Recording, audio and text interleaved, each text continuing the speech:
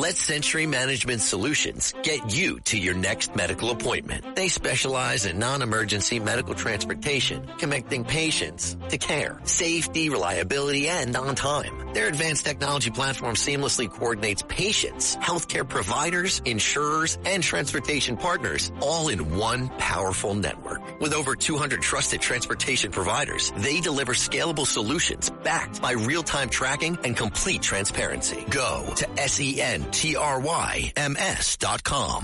Excuse me! Taxi! What are you doing? This is the 77 WABC minicast. And you guys, lots of action happening about Iran. Pete Hegseth, a little bit ago, the Secretary of War, says the U.S. is locked and loaded and waiting to see what happens. So far, nothing they say that Iran has offered has been satisfying. There's reports that Israel may be readying some sort of new strike. Let's go to Professor Alan Dershowitz. Professor Dershowitz, what do you think needs to happen now? Because it seems like Iran is not listening. There's only one choice. There must be regime change. We must get rid of the mullahs. There's no other way. They have the nuclear material. They have access to it. They're never going to give it up. The Revolutionary Guard is taking more control. There's only one way to save the world from an Iranian nuclear arsenal, and that's regime change. And, you know, Americans don't want it. They care more about their gas than about whether there's a nuclear arsenal aimed at us, because gas is today and tomorrow, whereas a nuclear arsenal may not be for another 6 months or another year. So, you know, it takes a bold president to go against public opinion and to go against the polls. Roosevelt didn't do it in the run-up to the World War II. The polls were against him. He didn't do it. Fortunately for America, not for the Americans who were at Pearl Harbor, but fortunately for America in general, Japan started the war, and so Roosevelt had no choice. But I have to tell you, Trump and Netanyahu have been among the bravest and boldest leaders in going after Iran. The world cannot survive an Iranian nuclear arsenal, and that's what we're going to get unless there is a change of regime, and that has to be brought about one way or another. You're one of the smartest guys around, Professor Dershowitz, and you realize those things. I still can't understand the people in Germany, the prime minister in Germany and the prime minister in France. That, I mean, France has been taken over how many times in World War II, World War I? How stupid can they get? Yeah, and England would have been taken over if not for America coming into the war. There's no doubt that Great Britain on its own, without the United States being on its side in D-Day, would not have survived. And the British would be speaking German today. And thankfully, America went in and saved their rear end. Now, let me ask you, did the King Charles and Trump put it back together again, or did Humpty Dumpty fall off the wall? I think that the heads are together. That is, I think President Trump and the King get along great, but the King has no power. And Starmer is, he's not Winston Churchill. And so, there have been very few Winston Churchills in the history of the world. Benjamin Netanyahu is one of them and Donald Trump is one of them. But there aren't very many. Certainly the leaders of Canada and Australia and Great Britain and France and Germany are not the bold, brave people who see the future. They look at the public opinion polls and gas prices. That's not the way you make policy to save the world. We have to suffer a little bit. Gas prices will go up, and Trump is right. Once the war is over, the gas prices will plummet and go down to what they were before. They're not going to go down to what they were when I was a kid growing up, when we went over to New Jersey and got our gas for 19 cents. Now, those days will never come back. But I paid 25. You're younger than me. Wow. I think mine was $2. But anyway, go ahead, Greg. Professor, I got a question. I'm a little frustrated. I saw Hegseth today, locked and loaded. I mean, all we keep hearing is what we're going to do. I think time now, I think no one should say anything. When we're ready for action, I think we just have to do it. I mean, action speaks louder than words.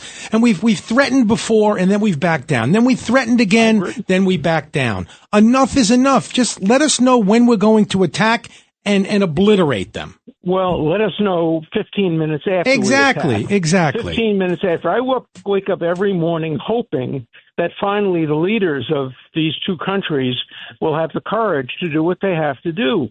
And it will not be over unless there's regime change. That's the only solution. 100%. And short of that, we're just going to see, maybe they'll go in, it'll bump off one guy, bump off another guy, destroy this or destroy that. But Iran is in the process right now, as we're speaking.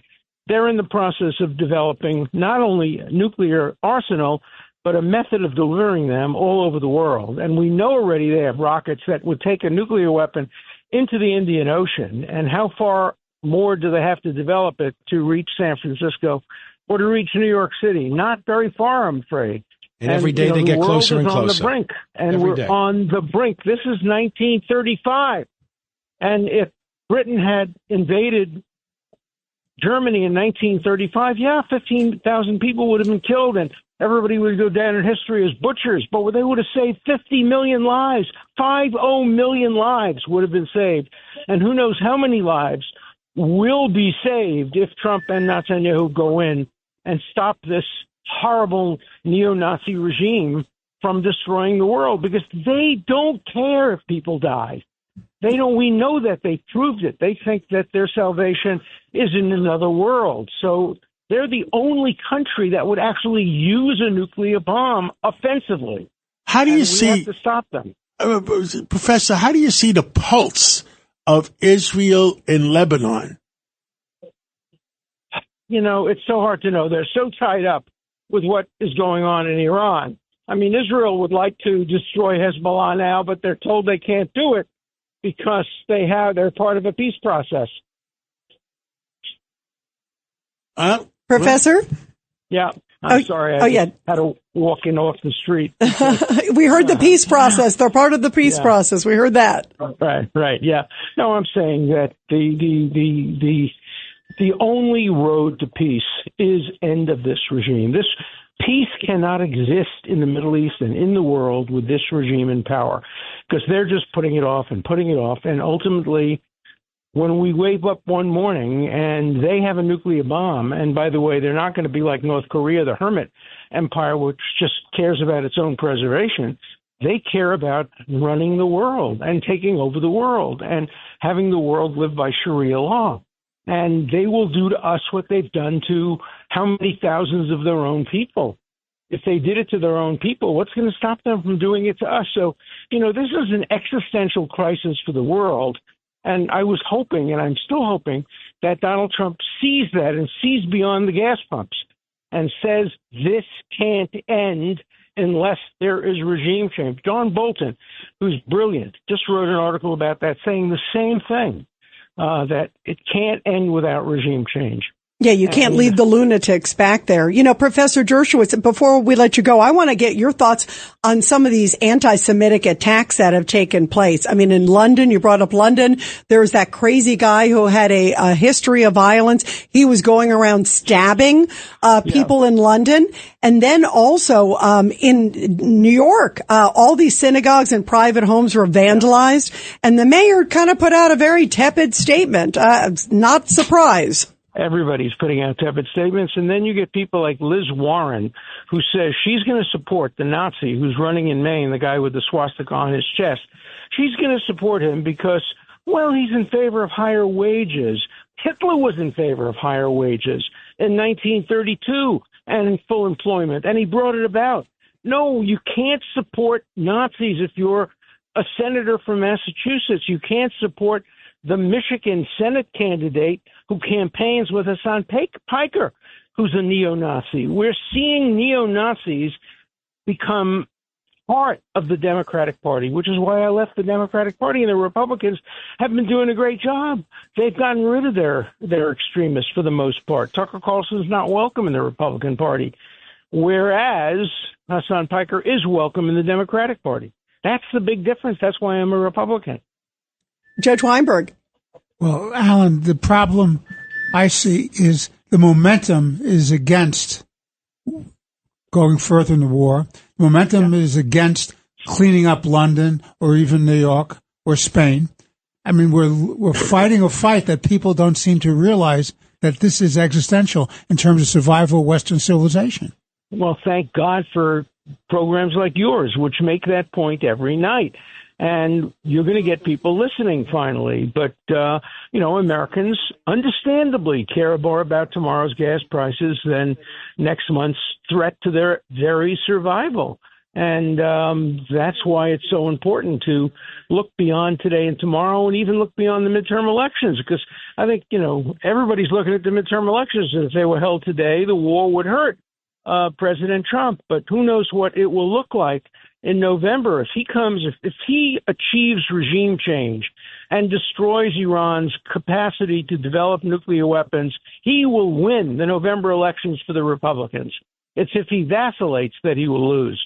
No, powerful point. Absolutely. Yeah, agree. absolutely Agree. Yep. Professor Dershowitz, thank you. We love you, and thank you for always fighting the good fight. Thank you. Well, thank you for always having me on. I appreciate it. We love it.